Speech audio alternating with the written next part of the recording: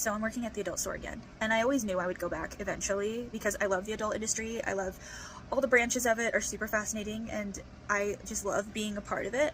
And the first night that I got back, the first night that I worked, because I had worked there for like 5 years, so I didn't really need to be trained going back. I just kind of had to learn about new brands, but I didn't need to be retrained, so they just kind of tossed me in.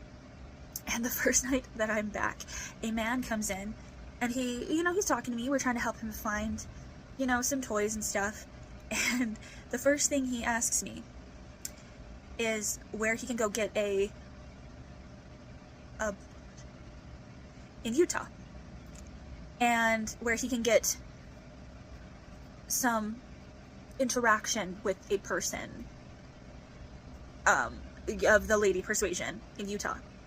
And I told him, I was like, honestly, I have no idea. That doesn't exist in Utah. And he's like, well, in California, like, I could go anywhere and ask any question like that, like, ask anyone and they would do it. And I was like, first of all, I doubt that you could go anywhere. I'm sure it's easier to find someone who will do that for you in, like, places like California, but I'm sure it's not like you can walk down the street and just be like, hey. But, of course, like, it wasn't, like, gross when he asked me. And it wasn't like a proposition. He even was like, he started asking me the question, then he's like, no, it's too inappropriate, it's too crass. And I was like, I'll let you know if I think it is. What's your question? So that was nice. But it's like, of course, the first night that I'm back working at the adult store, I'm asked where you can get a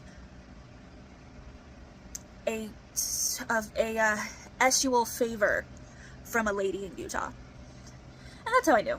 I was like, oh yeah, I'm so back. And my level of weird and, like, uncomfortable and inappropriate is extremely high.